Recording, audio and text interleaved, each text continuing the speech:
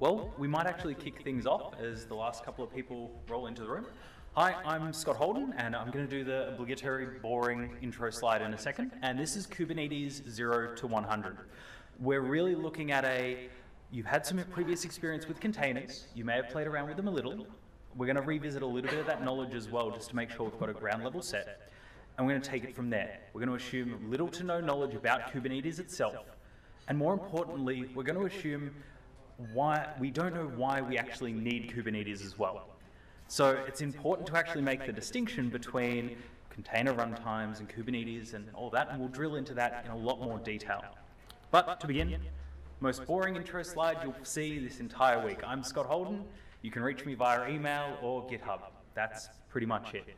I work for Microsoft, so obligatory opinions of that of my own, not of that of my employer. I work as an advanced migration technical specialist, which is slightly different to Kubernetes, but come from a very app dev heavy background. So, to kick things off, I thought let's start with a bit of a level set by running through containers themselves. Now, I'm going to ask some fun questions. How many people have used container technology in any way, shape, or form before? Awesome. How many people have used Kubernetes? Dev, prod, whatever it is. Cool, we've got a couple of hands. Hopefully there'll be a couple of things for you today. And I'm guessing the rest of you have an interest in Kubernetes, but either haven't found the right trigger moment, the right reason to actually begin using it, or to be perfectly honest, if things work, why would I even consider Kubernetes? So we'll run through that as well. So revisiting containers, we are not talking about these. If you are here to discuss the scheduling and orchestration of Tupperware, you are in the wrong room. We instead will be talking about a container as a logical unit, and we're going to run through a little bit of terminology. At the moment, there seems to be a real disconnect in terms of what we call containers. People will call containers container images. Oh, sorry, people will call container images containers. People will call container runtimes containers. At its core, what a container is your code in a runtime, or put even more simply, a single process that's running, isolated from the world around us, and it may in turn have a series of drivers, providing process namespace, process isolation, file system isolation, resource isolation in terms of maximum CPU and memory, and its own network stack or network isolation. So when we talk about a container for the rest of the day, we're really going to be talking about this construct, a piece of code, a program running inside what we could nearly term as a sandbox, but just call that a kind of nickname. Now, as soon as you see this, you think, well, hang on a second, we've had this for years in virtual machines. Virtual machines provide a way to abstract our hardware, our network, our compute resources. And as with any good container presentation, we have to have the obligatory VMs versus containers. What is the difference? Well, in a virtual machine, we carry around the operating system, which is quite heavy. So it means all of these virtual machines are carrying around every single component. When we look at, hey, I'm going to pick on a Windows install, it's not the lightest thing in the world. So having 5, 10, 15, 100 copies of it can be quite expensive in terms of storage. Where a container differs is that we share the kernel with the base underlying operating system. So there are some shared components there. In turn, we get the benefit of not actually carrying around the operating system. So all of a sudden we have our app and our runtime, the only components that are required to run the container as part of our package, as part of our container image. We'll dig a little bit deeper into that. Now, there's one issue I have with this image and every single image like it, is everyone tries to make the blue boxes the same. Does anyone have an application and runtime that are half the size of their operating system? That would be like 3 or 4 gig. In reality, your app and runtime are small little components compared to your operating system. And this is where one of the benefits of containers actually comes into play, that you can fit a lot more density on a server in terms of actually running these workloads. So this is what I think the diagram should actually look like, because we can fit a lot more, we can better utilize the capacity we have using containers, because we're not repeating that operating system component. So, how do we actually go from a container image to something running? Well, we'll dig into container images in a second, but in order to spin up a container, we need to provide a container image, a file system, and a little bit of lightweight configuration, and it really depends on how deep into this you want to go. This is the important part. We pass the configuration and the container image to a container runtime. That container runtime is then responsible for actually spinning everything up behind the scenes. In turn, you get a running container. Now, a running container is not a single component.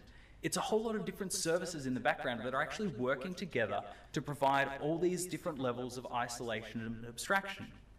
Now, you'll notice so far I haven't said the D word, and it's what's really popularized containers. The technology that's actually underpinning all of this has been around for ages.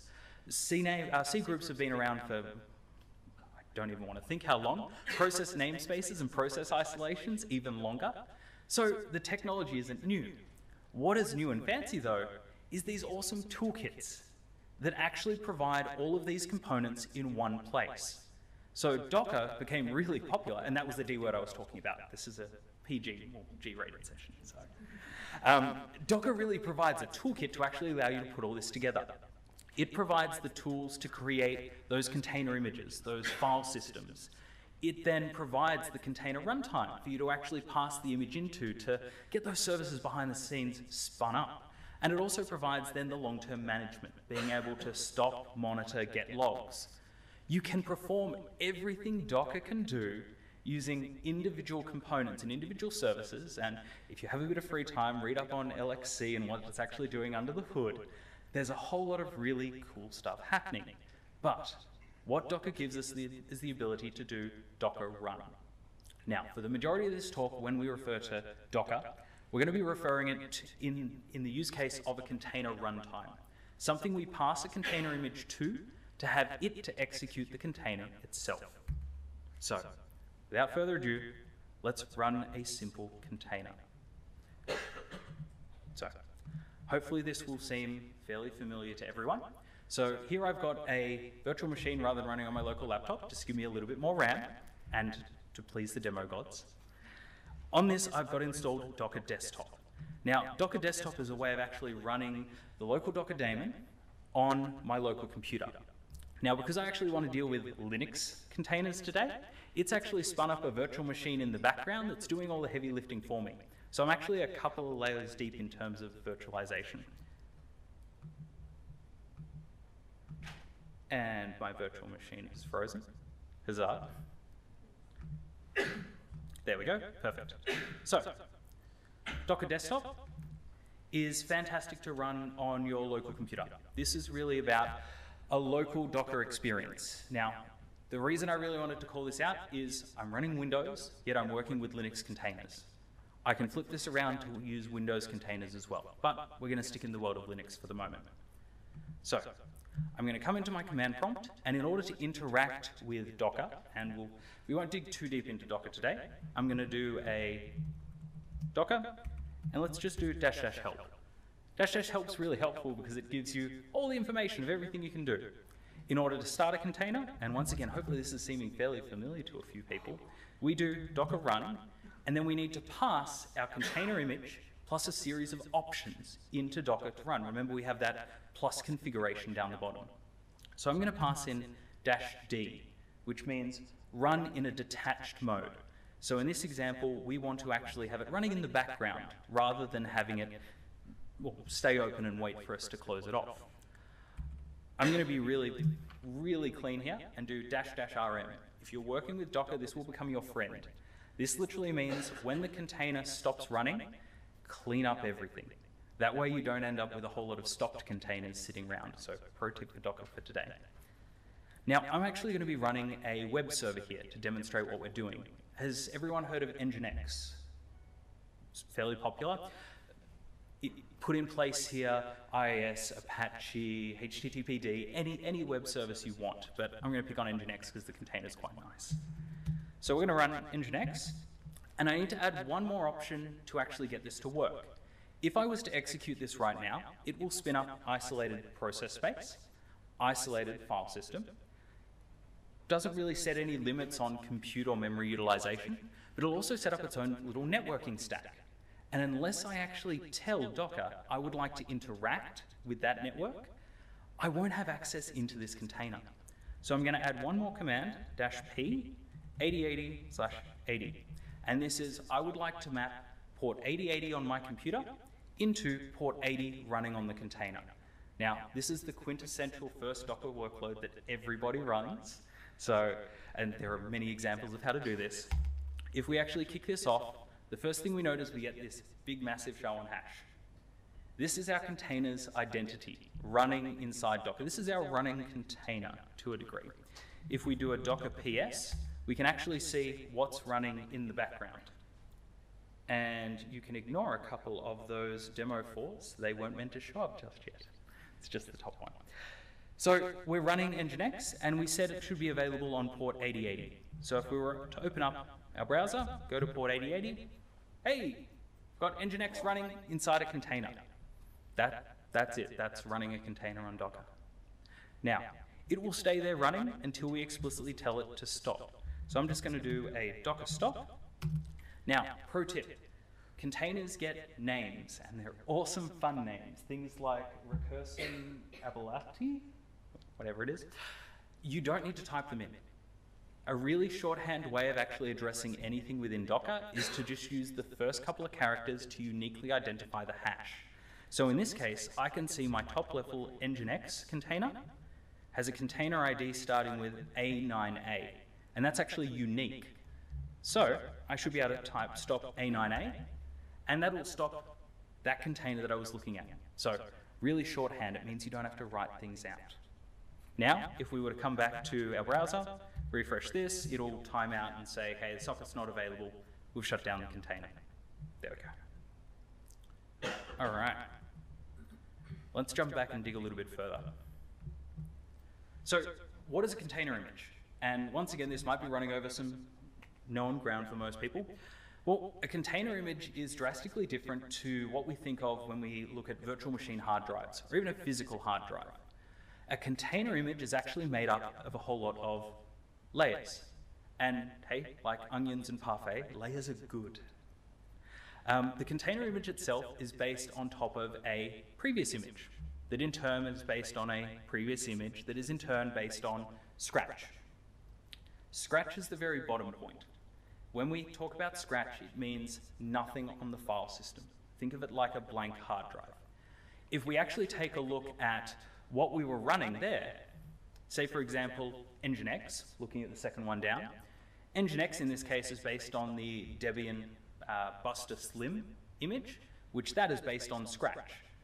Now, one of the key things to note here is we only bring along each layer as is needed, and we only store the deltas.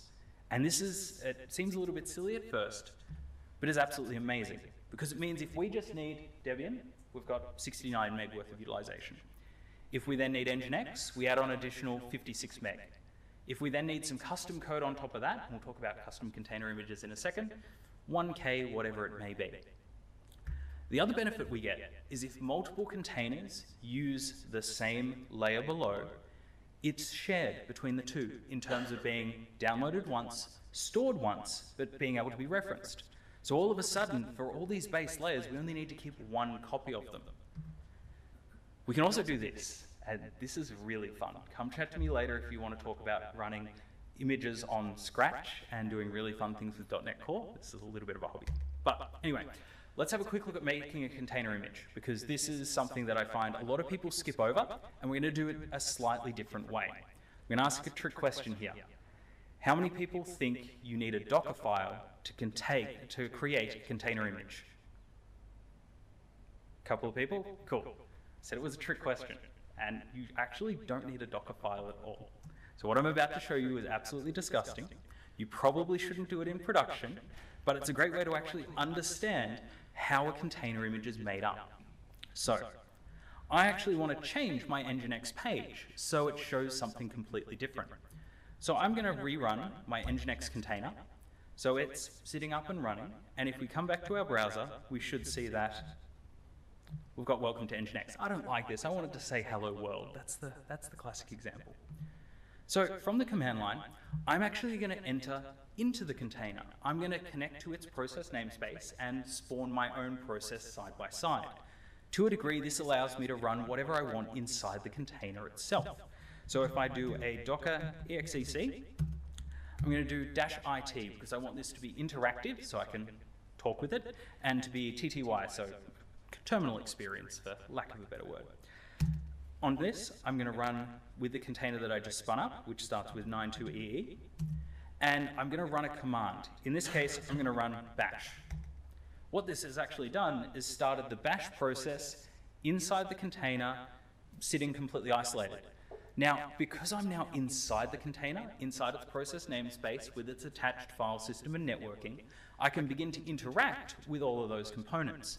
Say, for example, I wanted to create a new web page. Well, I could do an echo hello world, for example, and write it out to user share nginx html index.html. Don't worry too much about the path. This is more showing that we can change the file system of the container on the fly. So if we actually come back to nginx now and refresh, we get our hello world document. Now, the reason the general guidance is never to do this on a container is if we were to stop it, we lose all of these changes. Changes to a file system are completely temporary.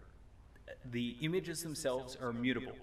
But we can take the changes we've made and convert them into a container image. And this is the part that I necessarily wouldn't recommend, but it's great to have an understanding of. So if we come back into the command prompt, we can actually do a commit. So, whoops, we want to exit out of here, and we want a docker commit, and I'll just do --help to show you what you can do here. The whole idea behind commit is we want to take changes we've made to a running container and pull the file system back into an image. So I'm going to do a docker commit, and I'm going to pass in my container, in this case, let's call it 92EE, and we can give it a repository and tag. So I might just call this live1 latest. So we give it a name and a tag. I hit this, cool. We've just created a container image. We've created another layer.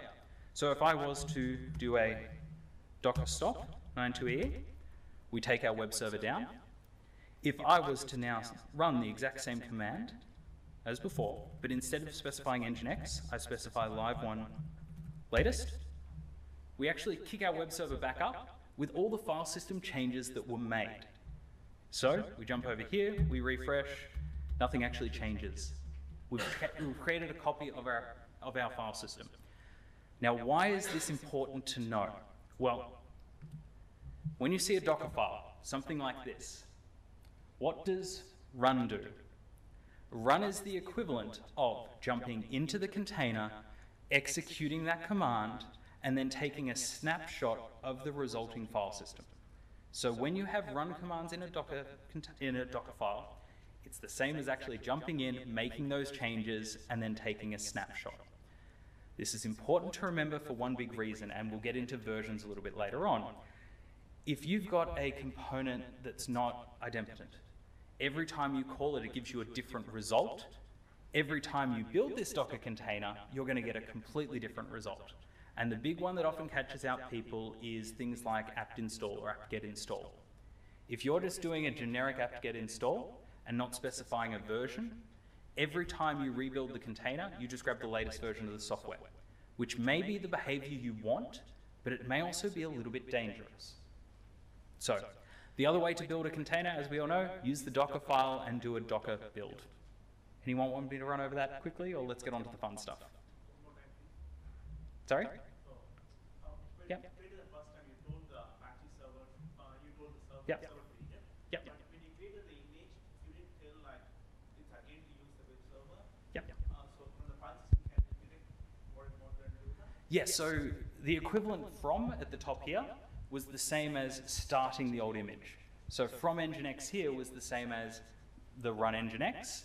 We then ran this command. The biggest difference is this does it all automatically for us. It's a lot easier to read. Whereas we said from nginx, start nginx, make some changes, save a copy of that file system, which actually keeps all of those layers in place. So there's actually a reference back to nginx inside of that container image itself. Cool. Let's jump over and do some Kubernetes. The last thing I'll just mention before we jump over is we've got container images. Where do we put them? At the point of building them, they stay on our local machine. And in fact, for things like Nginx and Alpine or Debian, depending on what variant you have, they're stored in Docker Hub. And these are shorthand names for containers stored in different registries. So we can pull those container images down. We can also push any custom containers up to our own private container registry, so we can access them privately. Now, something like Nginx, it's designed to be public, so it makes sense to be in a public registry. For a private container with our own code, we may want it in a private container registry. Examples of this could be like Azure Container Registry, or you can even run your own from scratch if you want to. We're not going to dig any further into this, but just keep in mind this is the way we actually distribute our container images. So if we see any image references, container image references from this point forward, we're either pulling it from Docker Hub directly, if it's a public image, or we're pulling it from our private container registry, if it starts with a particular name. Okay, so what's the challenge with all this? Containers look really cool, and you can run them in production. You can grab Docker, productionize it by itself, just the container runtime and nothing else. Well, one container, one host, not too bad. Like, you can manage it, and a lot of people will actually treat a single container like a Windows service. A few containers across a few hosts gets a little bit trickier. How do you begin to manage and look after all these things? As soon as you have lots of containers across many hosts, it's literally a full-time job just writing Docker run and Docker stop. Trust me, there are people out there that focus purely on just starting and stopping containers. But there's a lot more than this, actually. One host fails, what happens? Do we move the container? There's nothing in a container runtime that's even host-aware. We have to move it ourselves, so that means logging into another server, spinning it up. What happens if that server comes back online? Which one do we take off? Which pod do we take offline? How do we turn things on and off? How do we do service discovery? How do we know where these containers actually live? How do we know which ones to talk to? Is this container healthy? How do we know if something's healthy or not? How to restart it? How many copies of things do we run? If we want to scale in and out, does that mean spinning up a new server, installing the Docker runtime, the container runtime on it, and starting the container? Deploying new versions. How do we do updates? Do we spin them up side by side? What's our policy? Required configuration. Do we go through and check every single host that all the right containers are running? If any of these scenarios sound familiar, it's actually a perfect use case for Kubernetes. Now, you may fit into the very first box that flew up, which is one container, one host, a very simple scenario. And Kubernetes may be a little bit of overkill for that. But for any other scenarios, especially any listed here, it's really designed to make it a little bit easier. So, introducing Kubernetes. What is Kubernetes? Or more importantly, what are the headline components that make people gravitate towards Kubernetes? Well, the first one is scheduling, actually setting up containers across multiple different hosts. Affinity, anti-affinity, deciding where to actually put these containers. Health monitoring and failover, deciding how to run those workloads in a reliable way. Scaling, being able to scale containers in and out. Networking, service discovery, coordinated app upgrades. But if there's one thing I want you to take away today, and this is probably the most basic thing, in terms of running workloads, Kubernetes is a scheduler. Kubernetes doesn't actually run your containers. And this is something that most people will go, hang on a second, that doesn't sound right. No, I'm using Kubernetes to run my containers. No, Kubernetes talks to a container runtime. That container runtime runs your containers. Kubernetes is just simply the scheduler that sits on top that orchestrates those container runtimes to do their thing. And the reason I'm constantly saying container runtime, Docker, while it is the default option, is one of many options that are currently available. You can use, to a degree, any container runtime under Kubernetes with its pluggable architecture. So, big thing to take away, Kubernetes is a scheduler. You still need a container runtime in the mix to actually run your containers. We know it's a scheduler. We know it can be used for a whole lot of things, but what is Kubernetes? I mean, if we had to have a physical thing that was Kubernetes, what is it? Well, It's made up of masters and worker nodes. So our master nodes, which you may or may not be familiar with depending if you've started with a cloud offering or not, is what actually runs Kubernetes. This is our control plane. This is where the brains behind Kubernetes actually runs. This talks with individual worker nodes, which we'll cover in a second, to execute workloads on those container runtimes. And it's normally a cluster. You normally have a set of master nodes because you want it to be highly available. A common configuration might be 3 master nodes, 5 worker nodes. Now, we're going to reach our first 100 plus slide. We're going 0 to 100 today, but if you want to go above 100 and remember a little bit more, we can actually look at the roles inside of Kubernetes itself. And Josh is doing a session a little bit later on today going into a lot of depth around this, I believe. Yeah, medium amount so. So if you want to know more about this, attend Josh's Kubernetes session a little bit later on. But at a core, the master contains 3 key components with regards to Kubernetes. The API server, this is what we talk to actually create and set up our configurations. The kube scheduler, which decides, hey, which node should these workloads actually sit on? And the kube controller manager, which actually takes control of all the other components inside the ecosystem. And I'm being fairly abstract here because we want to talk about correct names in a second. On top of this, if you're running it yourself, you'll also have a backing internal database. Most of the time it's etcd if you're running it internally. You can use external data stores for configuration as well.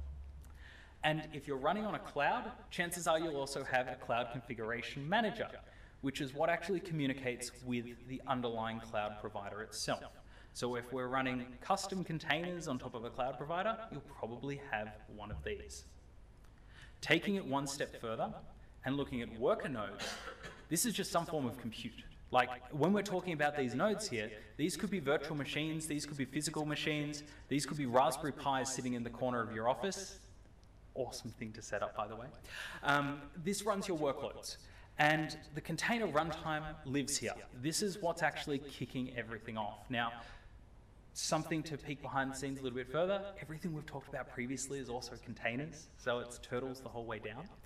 But on the worker node is where you normally think of the container runtime living. In reality, you have 2 core Kubernetes services. The kubelet, which is what actually talks to the container runtime to start and stop your containers, and kubeproxy, which is what sets up the networking layer. And networking is where things get a little bit more interesting. We'll have a chat about services a little bit later on. You also have your container runtime of choice. By default, this will be Docker, but you can switch it out if you prefer something slightly different. So we have our master nodes and our worker nodes. Our master nodes is where our configuration is stored. This is the brains of the cluster. Our worker nodes is where our workloads run. This is where everything happens. So Kubernetes, is it IaaS? Is it PaaS? I mean, we're talking about, to a degree, abstractions. We're talking about being able to deploy applications without worrying about underlying operating systems. But at the same time, we've just spent the past 5 minutes talking about virtual machines. Well, in reality, it sits in a little bit of a strange space, and this is very much my opinion on my take on the story. From the IaaS perspective, we still have master and worker node management. We still need to look after virtual machines.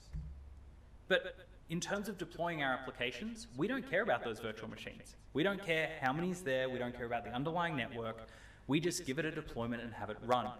And we're abstracted from those hardware, we're abstracted from those workloads.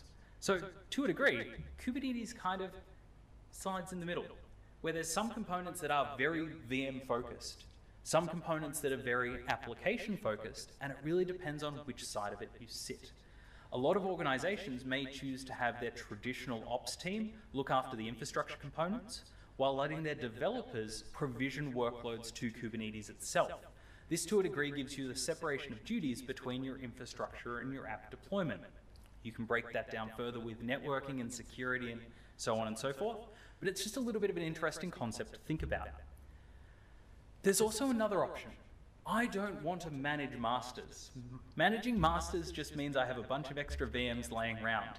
Can't someone take care of it for me? Well, it just so happens as soon as you move to a majority of cloud providers, they offer a managed Kubernetes service. A couple of examples, Azure Kubernetes Service, the Google Container Engine, had to call it out. these provide the management plane as a service, so you're no longer looking after those virtual machines. In a turn, it's actually moving the master node management from being looking after VMs to simple clickbox configurations. And this is incredibly powerful. Not only does it save you cost in most instances, because we're not actually paying for the master nodes themselves, but it also means they're managed at scale by someone else. To a degree, the less control you have, the less responsibility you have, which is nice in the world. So, digging into the nuts and bolts of Kubernetes. This is probably where you'll begin to hear a couple of terms, especially if you haven't used Kubernetes before, that sound vastly different. And we're going to run through them bit by bit with a couple of demos as we go. So, a pod. When we look at Kubernetes, we don't tend to talk about explicit containers. We talk about pods. Pods are our lowest level deployable unit. This is what we spin up. A pod can be made up of one or more containers, and in my mind I really just wanted to say a pod can be made up of one container, because we're only doing 0 to 100 here. In reality, for the majority of scenarios, you will only have a single container within the pod. There won't be a large number of them. And a pod, to a degree, is a single instance. It is, to a degree, taking the cookie cutter, making a stamp, and leaving it there. Most people may think they want pods, but they don't necessarily want pods by themselves. So, a pod has a container inside it. A little bit of semantics here. Your pod technically doesn't run. The containers run inside the pod, and they'll be allocated to a node, but the pod itself never actually runs. So there's nothing special or smart about a pod. It's more like a logical boundary. As we said before, we can have multiple containers inside of this pod, and they can share network space, so they can talk backwards and forwards between each other, and a whole lot of other components that you can set up. Where you would use this sort of scenario is if you wanted logging or monitoring, or I haven't put enough buzzwords in this presentation so far. If you want to do service mesh using Istio and take a completely different approach to networking, that's when you'd use multiple containers inside a pod. Because a pod is the smallest unit we can deploy, it's also the item that we scale. So if all of a sudden we deploy 2 containers to a pod, it means we could never scale those 2 containers independently. The life cycle of all containers within a pod is stuck together. It's kind of like gluing containers together and saying, these are a unit, and that's it. So, for 0 to 100, stick with this. This is nice, this is easy, it's simple, and it makes a lot of sense. And this is why, if you read through a lot of online documentation, people will actually mix up, and I do it from time to time, container and pod, because there's really that one-to-one relationship in the majority of scenarios. So, let's spin up a single pod. I'm going to jump back to my demo virtual machine, and the first thing I'm going to show you is, well, I want to get started with Kubernetes, and I'm really, really lazy, like really lazy. So I don't want to set up a cluster. I don't want to manage virtual machines. I don't want to do anything fancy. Well, it just so happens Docker Desktop actually contains Kubernetes as well, which is rather nice. If you open up the Docker Desktop, there's a Kubernetes tab down the bottom that allows you to click a button, enable Kubernetes, and you're good to go. This is great for local development. This means you can run it locally to your heart's content. There are alternatives to this as well. Things like Minikube, entirely contained Kubernetes environments that you can use for development and testing purposes. So we're going to be working with this today. The first thing I'm going to do, and we're going to do this through Docker, through the Docker Desktop interface first, and we're going to do it through the command line a little bit later on. I'm going to choose what context I want to be looking at. And vastly simplifying context, this is the cluster that we're pointed to. So in this case, I can set my context to Docker Desktop. Now, what does that mean? Our context contains a pointer and some authentication details to a cluster, or more importantly, to that API server we were talking about before that sits on the master. In order to administer and work with a Kubernetes cluster, we tend to use kube control. Now, there are graphical interfaces for Kubernetes. You can install a really nice portal and have a great graphical experience. Please don't. When you're starting, start with the command line. It makes it a lot easier to understand what's happening. It's a little bit quicker, and all the commands you learn as you go will actually be used diagnosing later on. When you've got an issue, being able to pull logs this way is a lot easier. There's a whole lot of niceties that you can add at the end of the day, but the command line is the place to start. So, like we had Docker, which was the CLI that talked to the Docker daemon, we have kube control, which in turn talks to our Kubernetes API server. So this allows us to talk backwards and forwards. So I'm going to do a kube control, and let's do a --help. Love --help. This is the first place to start. So this is everything we can do with Kubernetes. With kube control. The first thing we'll look at is a get, also because I want to make sure the demo I tested before this is already spun out.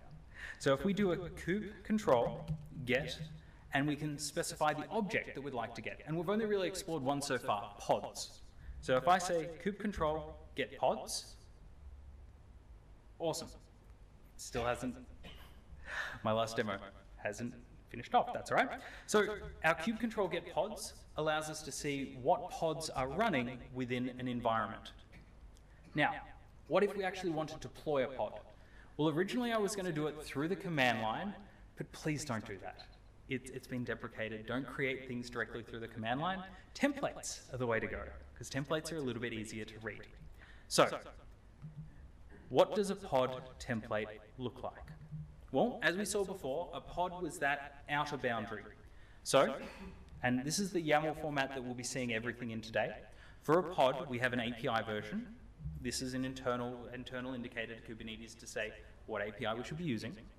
We've got our kind, which is a pod. And then we've got some metadata. And the metadata will become a little bit quite important a little bit later on, but for the moment, we're just using it to name this pod. And inside this, we can list containers. I've got one container here. We could have many if we want. This is the smallest deployable unit in Kubernetes. So how do we actually deploy this and get this running? Well, we come back here. I'm going to change into my demo environment. And another quick tip for those looking at getting started really quickly. There are two ways to apply configuration. You can do it file by file, or just apply the entire directory in one go and be done with it. Now, applying the entire directory is fantastic when you know the order of things or you've only got one file in there. If you go to deploy one file and you have hundreds in there and you apply the entire directory, it gets very messy very quick. So to start off with, we're just going to apply a single file. So we're going to do a kube control, apply, -f, so we're saying we want to apply a file here. We want to apply the template that we just saw.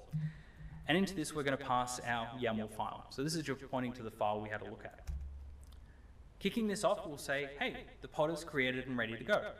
So if we now do a kube control get pods, we can see that up the top there, our demo2 pod is running and happy and healthy. The only problem is we've said, hey, run a pod, and that's it. What if that pod crashes and burns irrecoverably? What if the node it's on shuts down and stops? Well, the pod, to a degree, disappears. It stops working.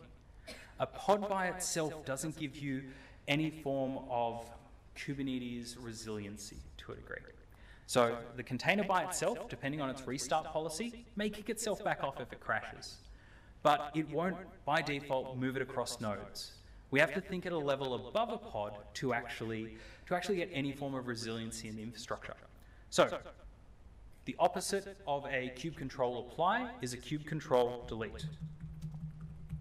And once again, we can just pass in a file. And it will use the names in the file itself to remove those components. So as I can do a kube control apply to create the deployment, to create the template, a kube control delete will remove all elements within the template.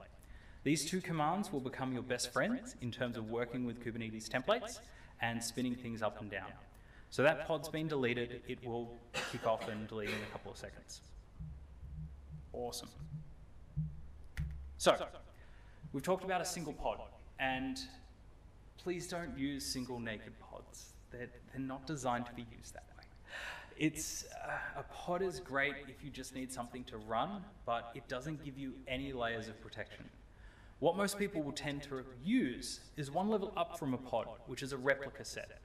And a replica set is a way of defining a template for a pod and give it a count of how many we want.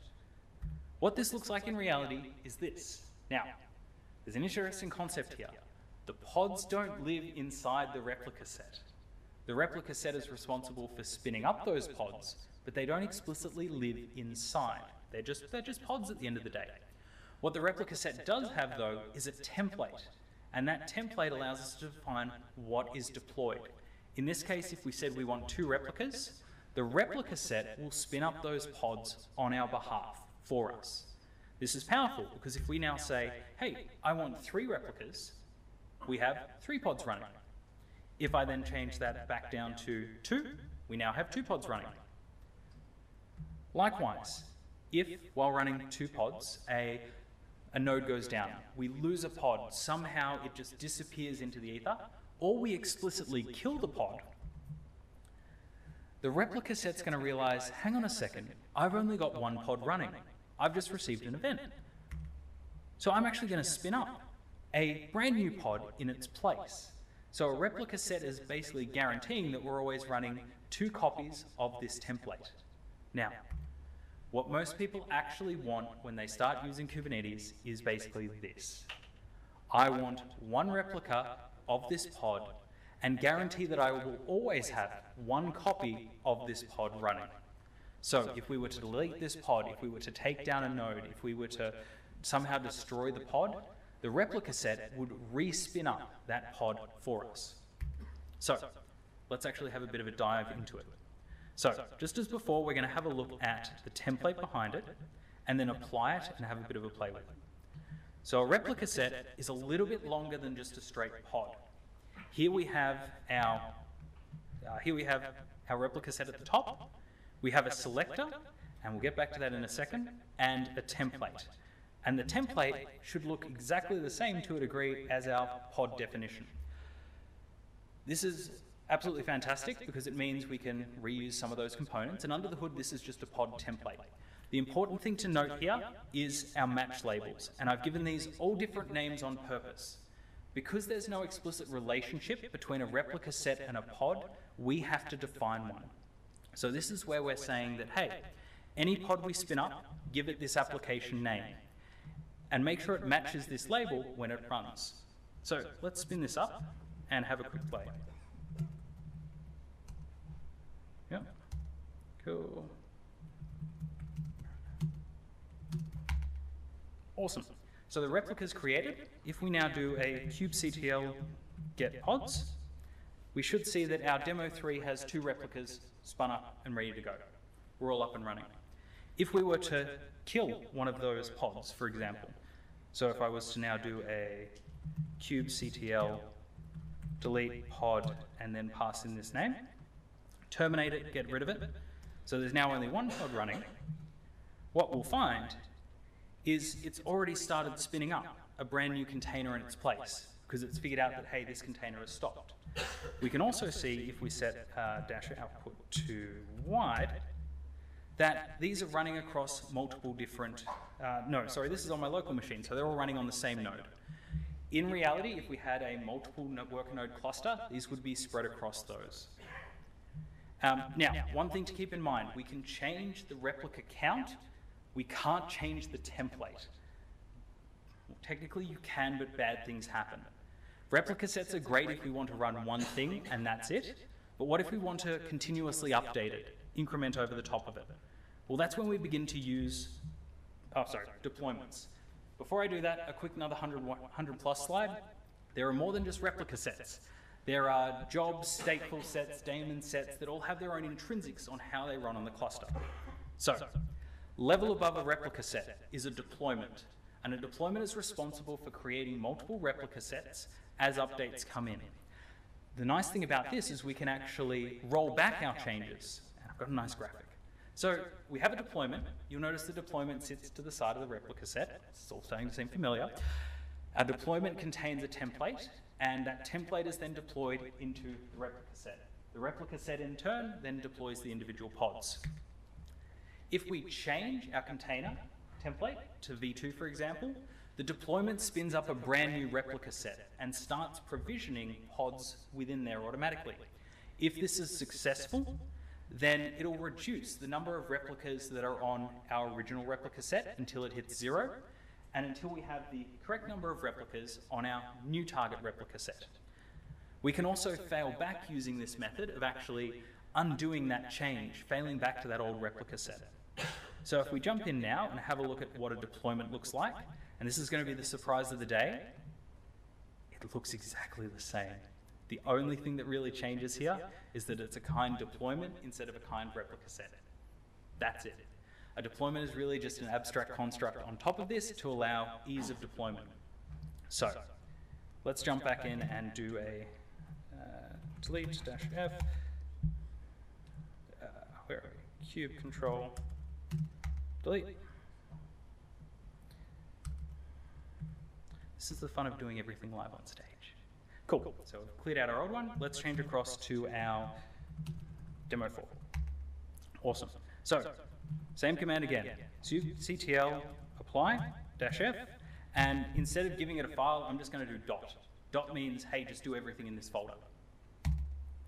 And it's created the deployment. So if we do a kubectl get deployments, we should see that there's a deployment there ready to go. You'll notice that our ready is 0 of 2. This is saying what's available. If we do a kubectl get replica set, we can see that there is,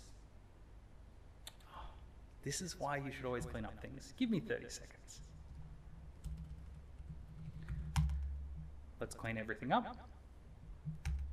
make sure it's disappeared, and recreate everything from scratch. Cool.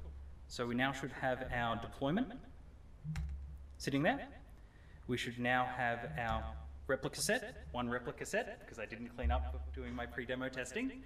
And we've got 2 replicas in there. If we now do a kube control get pods, we should see that there's 2 pods there running and ready to go. If we were to change our deployment, so for example, change this is demo number 4.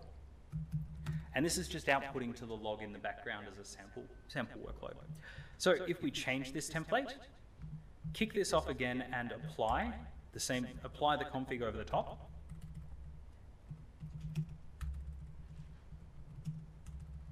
Where are we? -f dot. Apply the template over the top. We see it's been configured. Now, if we have a look at our deployments, you'll see that there is 2 of 2 ready, only 1 of them's up to date, and 2 are available. And it's because I wasn't quick enough to do this. If we do a kube control get pods, we should actually see that our old 2 pods are terminating, and our new 2 pods are running and ready to go. If we then have a look at our replica sets, we can see there's now 2. So it created a new replica set. Once it was able to provision and spin up pods with that replica set, it deprovisioned the old ones, allowing us to fail over. Now we can also issue an undo command here to fail back, but in the interest of time, I'm going to skip on a little bit. It's got a little bit more to cover. So this is great. We can run workloads in a reliable way. We can define our deployments, which allows us to update those workloads to our heart's content. How do we actually talk to these workloads, though? If I'm running on my local computer, then that's not too bad. I can use my local IP. But if we've got a cluster of a couple of different nodes, it becomes a little bit more difficult, especially if I want port 80 to be used between multiple things, and we'll get to that in a moment. It becomes incredibly complex. Well, we can actually define services. And a service is, very simply, sitting on top of all of this and points directly to the pods themselves. And this, to a degree, is a locator, saying, hey, I want to talk to this service, which in turn talks to these pods. We also have the ability to change how we publish our services. We can say that it's cluster IP, which by default is internal only, so we can't talk to this service. But we can also say node port if we want to make it available on every node as a port itself, or in cloud scenarios, we can use load balancer. And load balancer basically means spin up a load balancer on my behalf and set it up. So, taking everything one step further as we do, I'm going to switch context now. So I'm going to do a kubectl and switch to a AKS cluster rather than my local cluster, because I want something on the public internet. I'm going to do get contexts. Where are we? Config get context. Cool. And we can see all the different contexts that we've got there. In this case, we've got the NDC demo that we can change to. So I can now do a use context to switch. And this is basically switching from one cluster to another. NDC demo. And now we've switched across. So instead of pointing towards my local Kubernetes cluster, I'm now pointed to a cluster up in Azure, just so we can have some public IPs attached to this thing. So for a service, we add another component to our YAML. So this isn't an extension to the deployment. It's a new resource that we're adding side by side. So down the bottom here, we've got the deployment, very similar to the last step. Instead of giving it a dummy workload, this time I'm giving it Nginx, the same thing we used previously. The only difference here is we now have a service at the top. Now, we have a selector again. And a selector is what pods should this service look towards. So you'll notice that my pods have similar labels of Demo5 service app, and that's the selector that it actually uses to point to those services. Without a selector, your service won't point to anything. You need a selector to actually say what you want it to point towards. Now, in all these templates, and they'll be available in GitHub afterwards, I've given everything different names. The main reason, because when you first read through one of these templates, everything's given the same name, and you have no idea what is what. So I like to give them explicit names to spell it out. So, deploying this, we're going to jump back into our last folder. Actually, we're going to do a kubectl delete-f to make sure we've cleaned up. Perfect. I'm going to jump back. I'm going to go into demo5, and let's do a kubectl apply everything in the folder. And you'll now notice that there's two lines that have come out. We've deployed both our deployment, which contains our replica set, which contains our pods, as well as our service. Now, this is actually going to take a couple of minutes to spin up, so we're going to jump on and come back to it. One thing to note, when we do a kubectl get services, you'll actually see here that it's been given an internal address in the cluster, but we also have an external IP pending. What this is actually doing in the background is spinning up an Azure load balancer on our behalf to talk to this cluster. And this, to be perfectly honest, is the easiest way to get inbound traffic into an AKS cluster, so running on top of Azure. If you're running this yourself, you may not have access to these sort of load balancers, so there are other options. We won't dive too deep into it today, but running in the cloud makes things easier. A little bit of a surprise, surprise. So that will kick off and do its thing. Boom, we've got an external IP. If we were to hit this external IP, we should hopefully get the welcome to Nginx. Done. So I've successfully defined a deployment, defined our pods, set a service, and attached an external load balancer to this, all in maybe 10 lines of YAML. Now, exposing services is great, and especially handy if you want multiple containers to talk to each other internally. But sometimes you need a little bit more control. Or more importantly, you want more control without taking on responsibility. This is where ingress comes into play. Say, for example, you need multiple containers speaking on the one IP, on the one URL, but with different paths. You can use ingress rules, to define paths that should be routed to containers. And the classic example here is I have two services, service A and service B listening on port 80. I want to create an ingress rule and say /foo should go to service A, /bar should go to service B. Now under the hood this uses an ingress controller, which we skipped over a couple of seconds ago. I'm just using Nginx here, but feel free to use whatever ingress controller you like, whether it be traffic or there's a whole lot of different options out there. So this is a little bit of good fun. Our template looks very similar to what we saw previously, where we have two services. The biggest difference here is these services don't have a type load balancer specified. Yes? Oh, 5 minutes. Oh, jeez. So we're not actually saying these should be external. These are only internal to the cluster. So we have two services, one for service B and one for service A. We have our deployments, exactly as we saw them in the previous step. These are literally just copied and pasted with just service B and service A changed in the names. And we're also using a custom container here, pulled from an Azure Container Registry instead. Our deployment for the second one, the only new thing we have down the bottom here is our ingress rules. And this basically defines for/foo, point this to service A. For/bar, point this to service B. That's it. That's the high-level constructs we need to get this up and running. So if I'm now to kubectl, delete -f, delete everything off there, jump into my last demo, perfect, and do a kubectl apply -f and apply that template. You notice we have a lot of things deployed now, more than the two resources we had before. The biggest thing we actually get now is those two services created, as well as this ingress rule. Now, this is where we're going to jump a little bit behind the curtains. In order to talk to these ingress rules, we needed to have deployed an ingress controller. Look at what ingress controller you want to work with and follow the guidance. There's normally a one-step Helm chart or similar to use, totally out of scope for today. But in order to see what IP that ingress controller is listening on, we can do a kube control, get services, and instead of getting services that are available here, I'm actually going to switch to another namespace. And a little bit out of the scope of today, but it basically allows us to logically segregate different workloads. So I'm going to do --namespace ingress-basic, which is one I prepared earlier. And you'll notice that we have our ingress controller sitting inside of here, which has an external IP. And that external IP, when we talk to it with /foo, we get service A, /bar, we get service B. Done. So ingress controllers are incredibly powerful.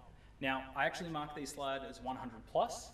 Start off with just services and deployments. Keep it simple. All right. Let's switch back very quickly. And I'm going to do a rapid-fire run-through of things you might be interested in, but don't necessarily know the names of. So these are all beyond the scope of today's session, and the reason I'm doing them quick-fire is just so you're aware of them. We can auto-scale. We can scale our pods horizontally in and out based on metrics. We can scale our nodes, our underlying compute, in and out as well, dependent on the provider, meaning we can have completely elastic workloads.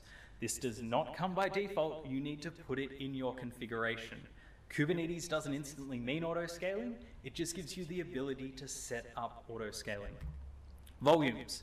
We haven't talked anything about stateful workloads. There's the ability to attach storage in such a way that you can run database servers, stateful workloads, whatever you want. Namespaces give us logical isolation on top of the cluster. So we can have one area for team 1, one area for team 2, one area for dev, one area for test. Affinity and anti-affinity. We can control where pods are placed in terms of keeping them close to each other or as far away as possible. We have taints and tolerations, and I'm going really quick here, so. Taints and tolerations, this allows us to define what pods should be run on what nodes with hard limits. Great example here, I only want this pod to run on a node that has a GPU attached, that has some form of extra compute or some specialty. Resource quotas, we can also begin to limit how much memory our containers and pods can actually use. Azure Kubernetes Service. Run it in the cloud. That's all I'm going to say. Give this a go. It's really easy to provision, and for time reasons, we're going to skip the demo of spinning it up. The biggest thing to remember is you have no master nodes. You don't pay for that compute. The control plane is free, which all of a sudden just saves you the cost of 3 virtual machines. The power of Kubernetes, though, is the fact that you could run it on-prem in a remote environment, somewhere isolated, that doesn't have access to a master control plane with just a set of VMs. To a degree, run everywhere. It's that container portability. So to a degree, the portability doesn't actually come from the fact that it's Kubernetes, it comes from the fact that it's containers under the hood. Awesome. Last but not least, because we're right on the money, I'm going to give you some tips and tricks. What do I recommend you do to get started today? Keep it simple. Please, keep your configurations, keep your templates as simple as possible. Don't be too verbose. Only put in the components that are required. You don't want to have a 10,000 line template that you have to wade through to try and figure out what's happening. Group where appropriate. We kind of touched on it, we can have multiple files. So if we had a complex architecture, we can break it down across multiple files to make it easier to read and consume. In saying that, if I had 2 deployments, 2 services, and an ingress rule, I may choose to just put it in the one file because it makes it easier to read as one file. This is completely up to you as to what you go. Just, yeah, please don't have a directory with 10,000 files. Ordering of those files is incredibly difficult. Single pod or replica set, no one likes a naked pod. Give it some form of protection. Look after it. Replica set with replicas 1 is what everyone's looking for by default. This is what everyone thinks Kubernetes does for a pod by default. You need a replica set. Even better, go for a deployment. Take advantage of deployments. Something we didn't touch on, avoid host-bound networking. We can bind to ports on a host. We can bind to entire IPs on the nodes themselves. Try and avoid this. Prefer services or ingress controllers where applicable. And use labels. We only really looked at a name label today, but you can give it additional information. You can give it version, component. Part of is a fantastic one. Being able to say, give me all pods that are part of application A, and get a list of all of those back is really, really handy. More of a personal one, don't use latest. Please don't use latest. We won't get into it too much today, and I know I've broken all these rules by doing this presentation. Latest is bad. Latest changes. Latest changes not only in terms of what's sitting on the container registry. We all expect latest to always be up to date. Having latest changes the way Kubernetes pulls container images, and it changes it in a drastic way. If we explicitly specify a version, it will use a cached copy of it when it's spinning up new containers, meaning it's incredibly fast to start. If we specify latest, latest has this intrinsic ability to pull always. So every time we start up a container, it's talking out to the container registry, checking if it's the latest version, pulling a copy of the latest version, spinning up and doing its thing. If we explicitly have version numbers, it's a lot better. Right-size your nodes. Small clusters are fantastic for dev, but please don't have tiny clusters in prod. And kube control. Learn the CLI and apply everything in the folder. This is a fun command. Just make sure there's only one thing in the folder when you do that. Perfect. And as we did today, start stateless.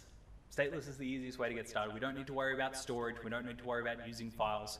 Because this thing's on a network, it can talk to any virtual machine you want. So, we've literally gone 0 to 100 with a mass load of acceleration towards the second half there.